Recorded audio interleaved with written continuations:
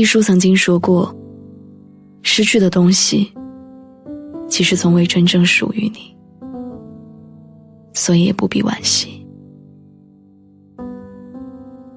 你经常会问自己，什么时候才能从那段伤心的感情里走出来？你说你很难过，但实际是你根本不想走出来。你知道，如果你放手，那你们之间最后的那点联系也就跟着断了。你知道，如果你放手，你之前所有的付出都白费了。你知道你不甘心你们两个人就走到这里，之后的路，它的精彩和温柔都不再属于你。可是不是所有的爱情都要有结果的。要明白，能遇见就已经很难得。难受几天，那是你真心；揪着过去不放手，那就是你不放过自己了。一段认真的感情结束，我们总是会难过一阵子。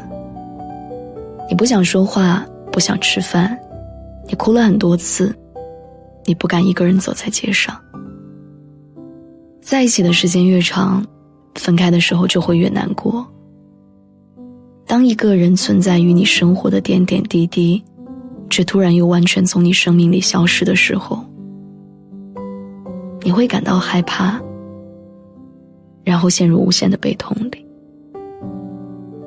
但我想说，不论多久，不论你们爱过多久，分开了多久，你都还是要面对现实，你还是要承认那个人，他已经成为了你的前任，是不会再回来的。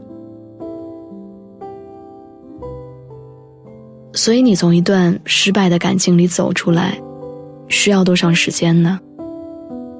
有人说要1个星期，有人说我只有找好了备胎我才会分手，所以我一点也不难过。也有人说，我想让自己不难过，但是我忍不住。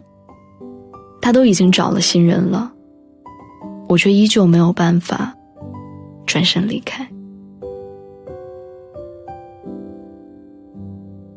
小七叫我去酒吧的时候，已经是半夜11点钟了。我担心她一个女孩子会不安全，就从被窝里爬出来找她。见到她的时候，是难得清醒的样子，桌子上只有几瓶酒。她对我笑笑说，今天晚上不是借酒浇愁，也不是放纵自己大哭。这酒吧我来了2年了，太多回忆了。今天我要跟他告别，和那个自己告别。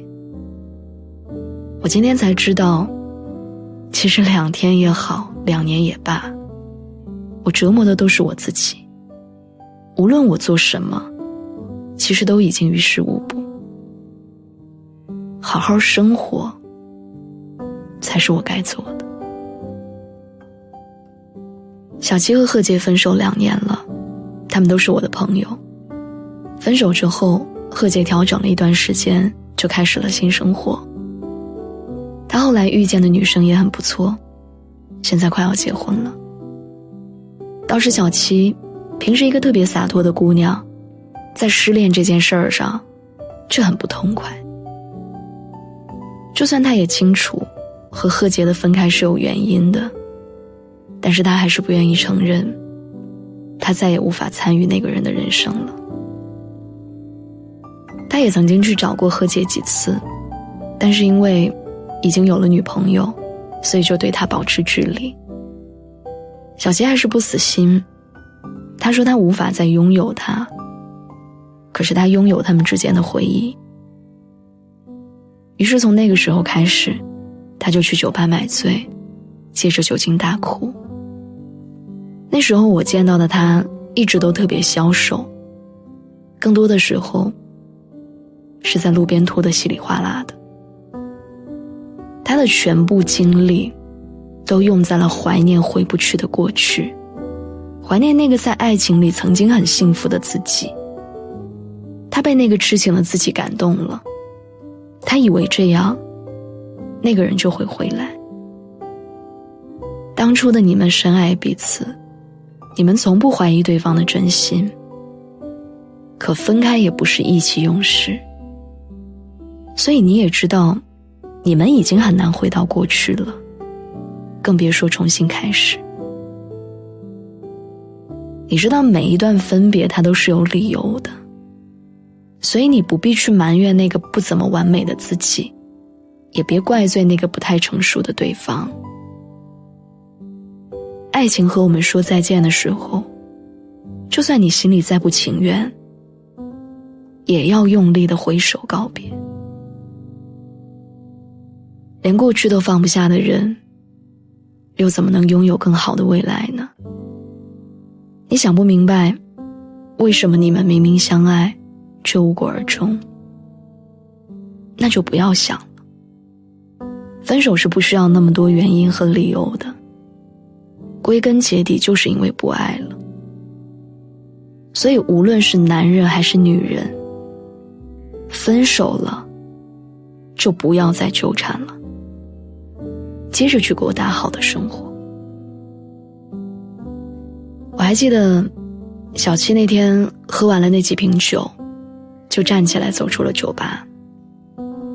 然后从那天开始，他就真的再也不絮叨过去了，而是认认真真的工作，开始接触其他男生。留给他的是那个已经不太好的胃和那些泪流满面的记忆。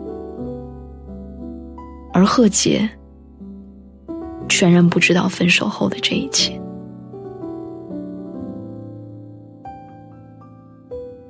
我们都说聪明的人做事应该懂得见好就收，而很多人恰好就缺失了这种见好就收的智慧，于是把多情当成了痴情，把回忆当成了爱情，非要等到那个人亲口跟你说他爱上别人的时候，你才肯慢慢退场。其实当一段感情失去的时候，我们做什么对过去都是没有用的，倒不如去留一段完整的记忆和一个潇洒的背影，也别再让离开的那个人更有负担的去听见关于你的消息。爱情里没有人能够救赎你我，我们都要自救。3天也好，3年也罢，对于一段无果的爱情来说，也都只是爱过的证据，仅此而已。所以不要让自己变成那个揪着过去不肯放手的人。你要知道，你痊愈的速度就是你走向真正幸福的速度。不是所有的爱情都需要有一个结果，要明白，能遇见就已经很难得。